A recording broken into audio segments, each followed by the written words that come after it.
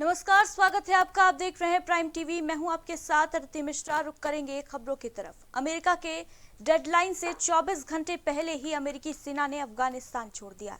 तालिबान ने 31 अगस्त की तारीख तक का वक्त दिया था, लेकिन अमेरिकी सेना पहले ही वापस लौट आई। पहले ही अमेरिकी सेना अफगानिस्तान छोड़ने को मजबूर हो गई। अमेरिकी राष्ट्रपति जो बाइडेन ने अफगानिस्तान से फौज की वापसी के बाद राष्ट्र को संबोधित करते हुए कहा कि हमारा मिशन सफल रहा। बाइडेन ने कहा कि हमने अफगानिस्तान में 20 साल तक शांति बनाए रखी। अमेरिकी राष्ट्रपति ने कहा कि हमने जो कार्य किया है वो कोई और नहीं कर सकता। हमने तालिबान की मौजूदगी के बावजूद जो लोग निकलना चाहते थे उनको वहां से निकाला। हमने 1 लाख लोगों को निकाला। वहीं इस दौरान काबुल एयरपोर्ट की सुरक्षा भी सुनिश्चित की। बाइडेन ने आगे कहा कि तालिबान को सीज फायर पर मजबूर किया। उन्होंने दावा किया कि हमने वहां से 1,25,000 से अधिक लोगों को निकाला है। बाइडेन ने कहा कि हम अफगान गठबंधन के साथ मिलकर काम करना चाहेंगे। अब तालिबान के पास अफगानिस्तान की सत्ता है और वहां अब हजारों लोगों को नहीं भेजा जा सकता। अफगानिस्तान की जमीन का हमारे या किसी और देश के खिलाफ आतंकियों के लिए जमीन का इस्तेमाल ना किया जाए। हम दुनिया को सुरक्षित रखना चाहते हैं। सोमालिया और अन्य देशों की स्थिति आपने देखी है। उन्होंने अफगानिस्तान से निकलने को रणनीति का हिस्सा बताया और कहा कि अमेरिकी सैन्य टुकड़ी के बिना अपने आप को मजबूत बनाने में कैसे सक्षम होंगे, ये आने वाला समय बताएगा। अमेरिकी राष्ट्रपति ने कहा कि हम ऐसा कह सकते हैं कि अभी हमारा काम पूरा नहीं हुआ है। 2 दशक पहले की परिस्थितियों में हमने जो उचित समझा वो फैसला किया। हम चीन से कंपटीशन का सामना कर रहे हैं। अमेरिकी राष्ट्रपति ने कहा कि चीन और रूस हमारे साथ कंपटीशन में आगे बढ़ रहे हैं और हमारा मिशन स्पष्ट होना चाहिए। साथ ही मूल सिद्धांत अमेरिका के हित के आधार पर होना चाहिए।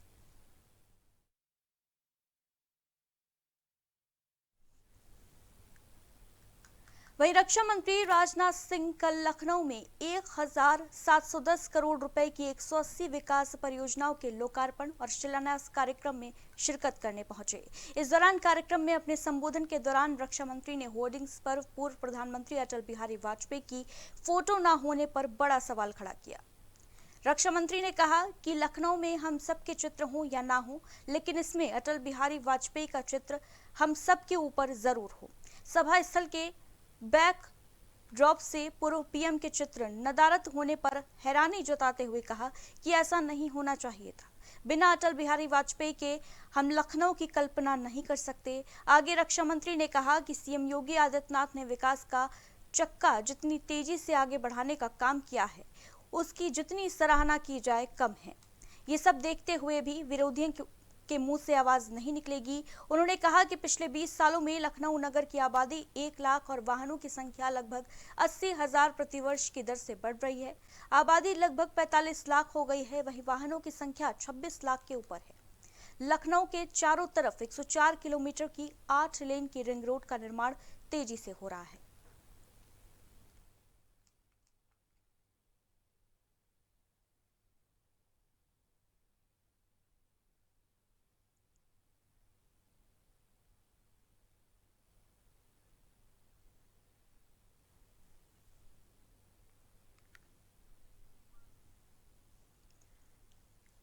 नितिन कुमार हमारे ब्यूरो चीफ फोन लाइन पर मौजूद है ज्यादा जानकारी के साथ।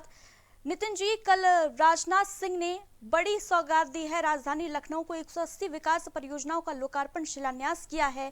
क्या कुछ परियोजनाएं हैं, कितनी लाभान्वित होगी लखनऊ की जनता? देखिए, लखनऊ के सांसद हैं राजनाथ सिंह और लंबे समय से उत्तर प्रदेश से उनका नाता रहा है, मुख्यमंत्री भी रहे हैं। ऐसे में जिस तरह से विधानसभा चुनाव करीब हैं तो कहीं ना कहीं उत्तर प्रदेश की जनता को और राजधानी की जनता को विकास की परियोजनाओं से जोड़ते हुए कल वो दिखाई दे रहे थे। कई सारी प्रमुख परियोजनाएं हैं जो कि विकास से जुड़ी हुई हैं, क्योंकि नगर विकास विभाग की ये उपलब्धियां हैं और उसी के तहत लोकार्पण और शिलान्यास का कार्यक्रम था, जिसमें विकास की ये जो परियोजनाएं हैं इनका लोकार्पण और शिलान्यास किया गया है। लेकिन एक अहम बात ये भी सामने आई कि अटल जी की फोटो कार्यक्रम स्थल से नदारद मिली, जिसपे भड़के भी रक्षा मंत्री राजनाथ सिंह और उन्होंने ये बात भी साफ कही कि अटल जी के बिना लखनऊ की कल्पना नहीं कर सकते। देखिए, इसके पहले भी कई सारे ऐसे कार्यक्रम हुए हैं जहां पर अटल बिहारी वाजपेयी जो कि पूर्व प्रधानमंत्री थे और इसके अलावा खुद राजनाथ सिंह की जो तस्वीरें थी वो कई सारे कार्यक्रमों में और पोस्टरों से गायब रही हैं। तो कहीं ना कहीं कल ये जो दर्द था ये झलक कर बाहर आया है। और इसके पहले अगर मैं आपको बताऊं तो कई सारे जो ऐसे भाजपाई हैं, जो कार्यकर्ता हैं, उन्होंने भी इसको लेकर शिकायत दर्ज कराई थी कि राजनाथ सिंह के बिना या फिर अटल बिहारी वाजपेयी के बिना भाजपा की कल्पना नहीं की जा सकती है उत्तर प्रदेश में। तो कल वही दर्द जो था वो निकल कर राजनाथ सिंह का सामने आया है और अब देखना होगा कि आगे चलकर इस पर किस तरह से जो यूपी बीजेपी के नेता हैं वो सोचते हैं, मंथन करते हैं और आगे के क्या कार्यक्रमों में क्या इन तस्वीरों को जगह मिलती है, क्या इन नेताओं को जगह मिलती है या नहीं। तमाम जानकारी के लिए बहुत बहुत शुक्रिया आपका।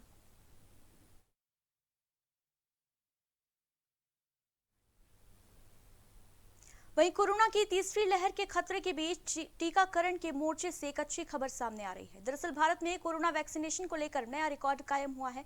भारत ने एक दिन में 1,32,00,000 से ज्यादा वैक्सीन डोज देकर अपना ही पुराना रिकॉर्ड तोड़ दिया। 31 अगस्त को एक ही दिन में 1,32,45,266 डोज लगाई गई। इनमें 1,35,652 पहली डोज और 32,09,614 दूसरी डोज शामिल है। इसके साथ ही भारत ने अब तक 65,32,00,000 डोज दिए हैं। भारत में कुल डोज का यह आंकड़ा कितना बड़ा है, इसे इस तरीके से समझा जा सकता है कि ये अमेरिका की कुल आबादी का दोगुना है। यानी भारत ने अकेले अब तक अमेरिका की दोगुनी आबादी के बराबर वैक्सीन डोज लगाए हैं। वहीं पिछले एक हफ्ते में भारत ने हर रोज औसतन 74 लाख से ज्यादा वैक्सीन डोज लगाए हैं। जाहिर सी बात है कि दुनिया में आज कोई भी देश इतनी तेजी से हर रोज वैक्सीन नहीं लगा रहा है जितनी तेजी से भारत में वैक्सीनेशन का काम चल रहा है। हर दिन सबसे अधिक टीके लगाए जाने के मामले में आज भारत पहले नंबर पे है। भारत के बाद दूसरे नंबर पर ब्राजील है। वहीं वैक्सीन लगाने के मामले में भारत ने सबसे कम समय यानी 114 दिनों में 17 करोड़ कोविड वैक्सीन डोज देकर एक विश्व रिकॉर्ड कायम किया है, जबकि 17 करोड़ डोज देने में अमेरिका को 115 दिन लगे थे और चीन को 119 दिन।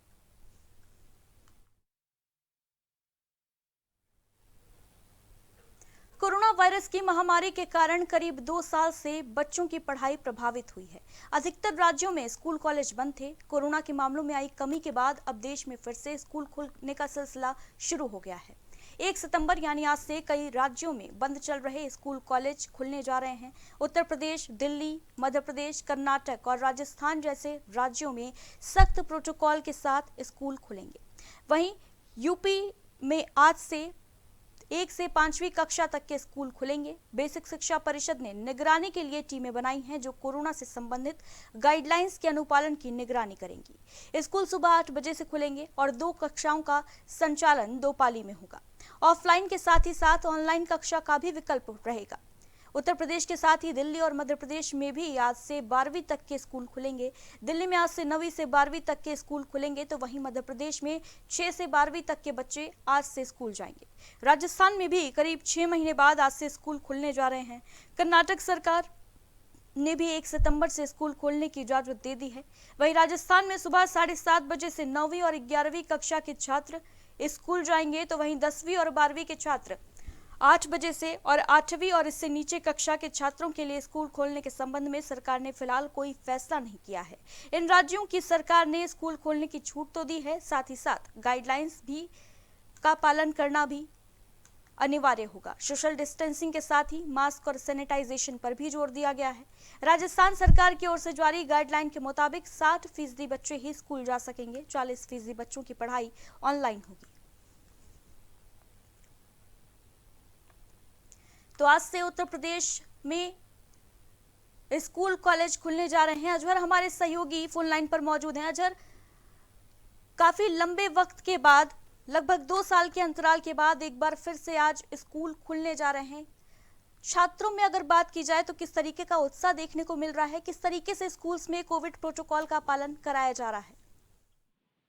जी बिल्कुल, आपको बता दें उत्तर प्रदेश में कोरोना संक्रमण के मामलों में कमी को देखते हुए योगी सरकार ने स्कूल को फिर से खोलने का फैसला लिया है। आपको बता दें प्रदेश में आज यानी 1 सितंबर से क्लास फर्स्ट से 5th तक के स्कूल खोले जाएंगे। कोविड गाइडलाइंस के मुताबिक इन स्कूलों को खोला जाएगा। आपको बता दें सभी जिलों में स्कूल खोलने की तैयारी पूरी हो चुकी है और बच्चों के स्वागत के लिए स्कूल भी सजाए जा चुके हैं। वहीं बेसिक शिक्षा परिषद की निगरानी के लिए टीम भी बनाई गई है। बता दें कि कोरोना संक्रमण के प्रकोप के चलते स्कूल काफी लंबे समय से बंद थे। हालांकि ऑनलाइन जो क्लासेस थी वो जारी है। इसको लेकर स्कूलों में तमाम तरह के कोरोना प्रोटोकॉल्स के पालन कराया जा रहा है सख्ती से, और वहीं बच्चों को मास्क और सैनिटाइजर के साथ बुलाया जा रहा है और खास तौर पर सोशल डिस्टेंसिंग का खास ध्यान रखा जा रहा है। जी, जानकारी के लिए शुक्रिया आपका।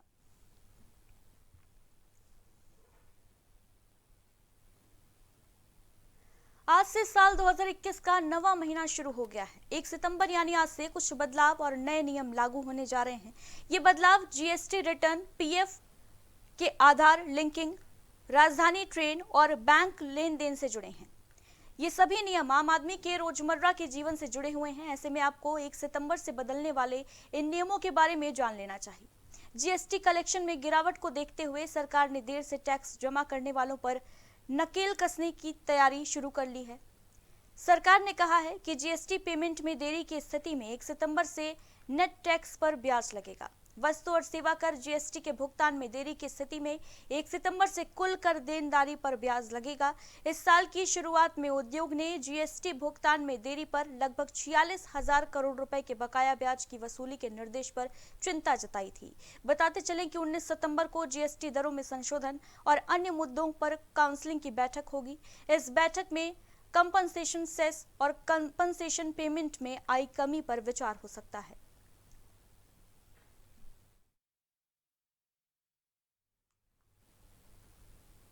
राष्ट्रीय राजधानी में मौसम अब सुहाना हो गया है। दिल्ली के कई इलाकों में कल जोरदार बारिश हो रही है, जिस वजह से जगह जगह जल जमाव की स्थिति है। वहीं यातायात भी प्रभावित हुआ है। मुख्य मार्गों पर, सड़कों पर ट्रैफिक जाम की स्थिति पैदा हो गई। अब राजधानी में अगले कुछ दिन ऐसी ही स्थिति देखने को मिल सकती है। दरअसल मौसम विभाग ने दिल्ली एनसीआर में बारिश का अलर्ट जारी किया है और आज बुधवार को भी यहां भारी बारिश की संभावना है। अगले 24 घंटे में दिल्ली में बादल छाए रहेंगे, साथ ही बादल के साथ गरज के साथ भारी बारिश का अनुमान है। भीषण गर्मी से झुलस रही दिल्ली को बारिश का बेसब्री से इंतजार था। राजधानी दिल्ली में फिलहाल हल्की बारिश हो रही है, जो उमस भरी गर्मी को कुछ हद तक कम करेगी।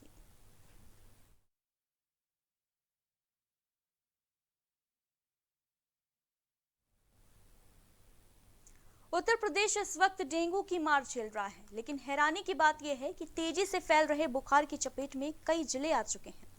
यहाँ एक तरफ स्वास्थ्य व्यवस्थाओं की सरकार दुहाई दे रही है, वहीं इस वक्त हकीकत में सारे दावे हवा हवाई नजर आ रहे हैं। दरअसल प्रदेश में डेंगू के ताजा हालातों के बारे में विस्तार से जानिए हमारी इस खास रिपोर्ट में।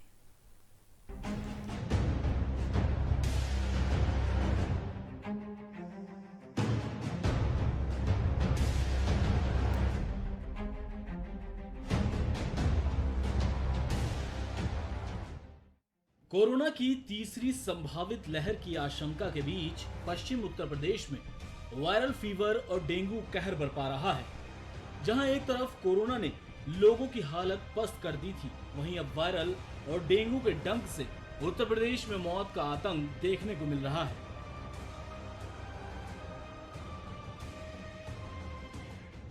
मेरठ, फिरोजाबाद, आगरा, मैनपुरी, मथुरा, एटा और कासगंज में लगातार मरीज सामने आ रहे हैं। सबसे ज्यादा प्रभावित जिला फिरोजाबाद माना जा रहा है। फिरोजाबाद के अलावा मथुरा, कासगंज, आगरा, एटा और मैनपुरी में अब तक बुखार से पिछले एक सप्ताह के अंदर 40 बच्चों सहित 68 लोगों की जान चली गई है।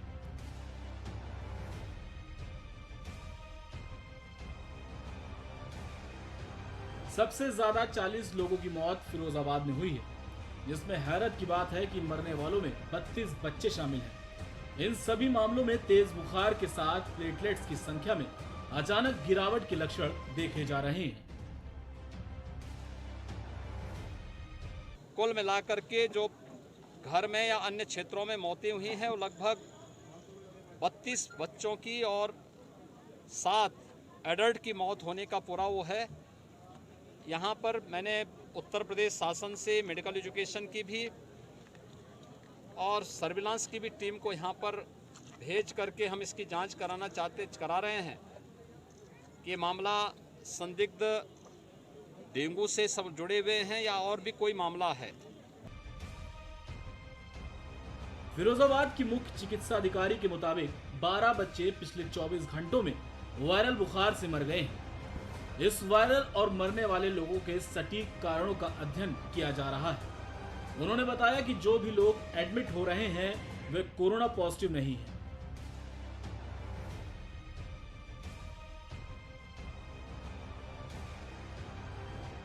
इस बुखार की तीव्रता चिंताजनक है। वहीं वायरल खत्म होने में 10 से 12 दिन लग रहे हैं। साथ ही 50% मरीजों में डेंगू जैसे लक्षण दिख रहे हैं। इतना ही नहीं, मरीजों को 102 डिग्री तक तेज बुखार आ रहा है और प्लेटलेट्स भी गिर रही है। मेडिकल कॉलेज में पर्याप्त मात्रा में मैन पावर उपलब्ध कराने के निर्देश दिए गए हैं।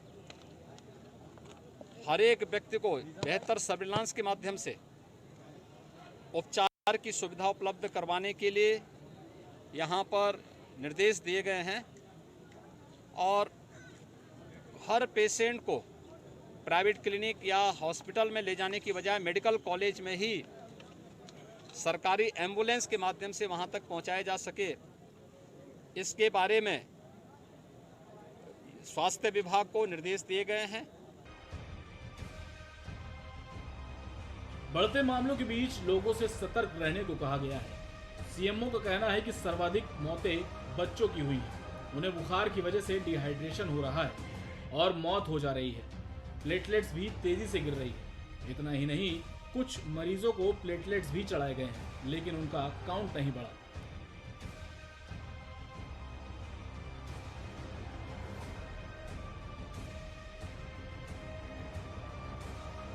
सीएमओ का कहना है कि घर के आसपास साफ सफाई पर विशेष ध्यान दें, ताज़ा और सादा खाने का प्रयोग करें और उबला हुआ पानी पिएं। इतना ही नहीं, बुखार आने पर सिंपल पैरासीटामोल की टैबलेट और फीवर चार्ट बनाते रहें। बुखार न उतरने की स्थिति में डॉक्टर से संपर्क करें।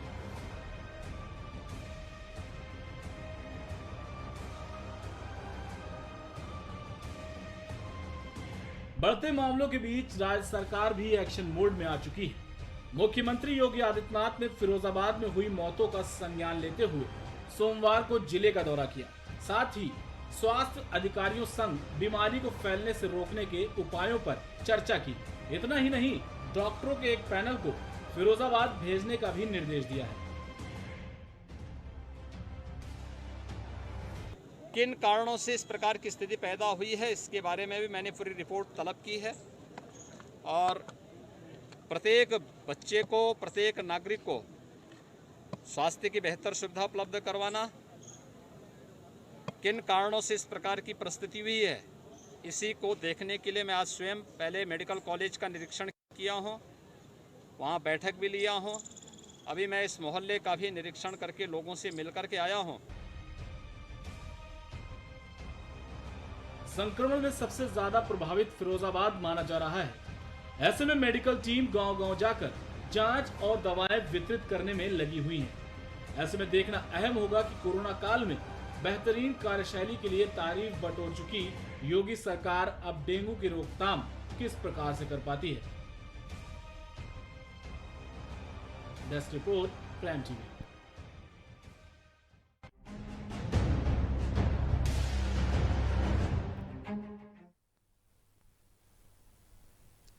प्रदेश में बाढ़ और बारिश लोगों के लिए बड़ी परेशानी का सबब बन चुकी है।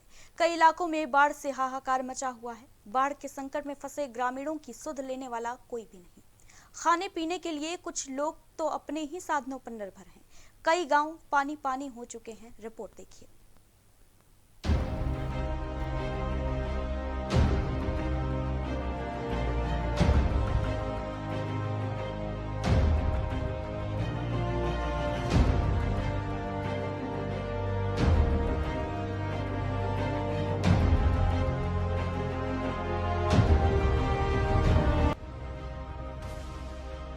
उत्तर प्रदेश में मानसूनी बारिश और बाढ़ का कहर जारी है। बाढ़ और भारी बारिश ने लोगों के लिए मुसीबत खड़ी कर दी है।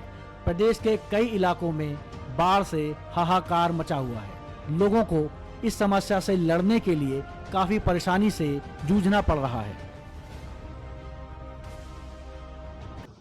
अरे सर बड़ी परेशानी हो गया हम के एकदम भेल के आदत जाते हैं अनाज चलते हैं। ये हो गया है हम जने 1 हफ्ता हो गया है।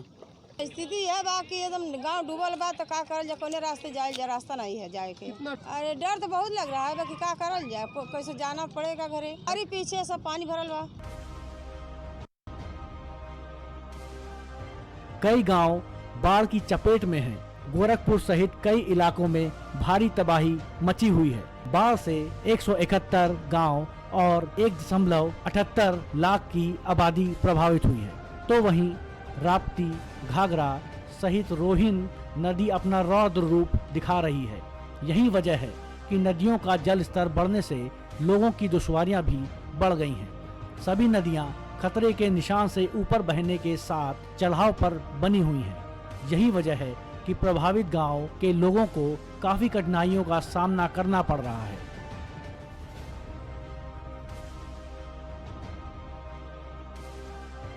गोरखपुर के उत्तरी कोलिया के रहने वाले पीड़ित बताते हैं कि पानी से सारी जगह जलमग्न हो गई है।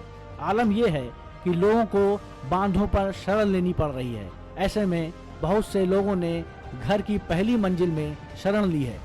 राशन और अन्य सामान लेने के लिए नाव से आना पड़ रहा है।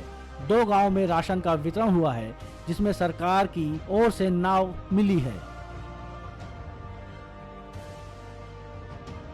अरे मन जगह घर में घुसा था छतों पर रहता, जगह नहीं घुसल बा ऊंच बात नीचे माला रहता। अब मदद हुआ राशन 2 गांव मिलल है और गांव में नहीं मिलल बा। कुछ गांव की स्थिति बहुत ही खराब है। रास्ता बाढ़ के पानी से डूबा हुआ है। कई घर तो चारों तरफ पानी से घिरे हुए हैं। पानी पानी हुए घरों के लोग अपने मकानों की पहली मंजिल पर शरण लिए हुए हैं। सरकार की ओर से राशन मिला है, लेकिन लोगों को आने जाने में दिक्कत हो रही है। प्रभावित लोगों में कुछ लोग ऐसे भी हैं जिनके पास मवेशी भी हैं। इन लोगों को अपनी जान बचाने के साथ साथ मवेशियों को भी बचाने की जिम्मेदारी है। लोग इतने ज्यादा सहमे हुए कि बस पानी के कम होने का इंतजार कर रहे हैं, लेकिन पानी काफी तेजी से बढ़ रहा है। कहा जा रहा है हर घंटे के बाद 3 इंच पानी बढ़ रहा है।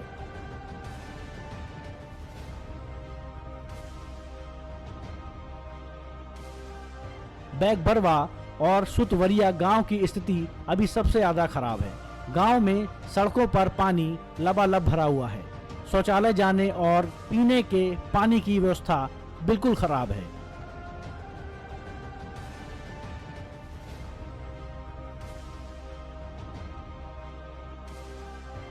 बाढ़ के संकट में फंसे ग्रामीणों की सुध लेने वाला कोई भी नहीं है। खाने पीने के लिए कुछ लोग तो अपने ही साधनों पर निर्भर हैं। प्रशासन की तरफ से जो मदद मिल रही है वो काफी नहीं है और लोग मदद की गुहार लगा रहे हैं। वहीं बाढ़ की स्थिति पर जिला आपदा विशेषज्ञ गौतम गुप्ता ने आंकड़े जारी करते हुए जानकारी दी है। बाढ़ की ऐसी ही भयानक स्थिति लखीमपुर खीरी में भी है। यहाँ पर भी बाढ़ से जनजीवन अस्त व्यस्त हो गया है। फिलहाल गोरखपुर में लोग नाव का सहारा लेकर बाहर निकल रहे हैं, लेकिन लोगों को अभी भी काफी तकलीफें हैं और इस तकलीफों को दूर करने के लिए लोग मदद की गुहार लगा रहे हैं। अब देखने वाली बात यह है कि लोगों के लिए प्रशासन कब मसीहा बनकर उतरेगी।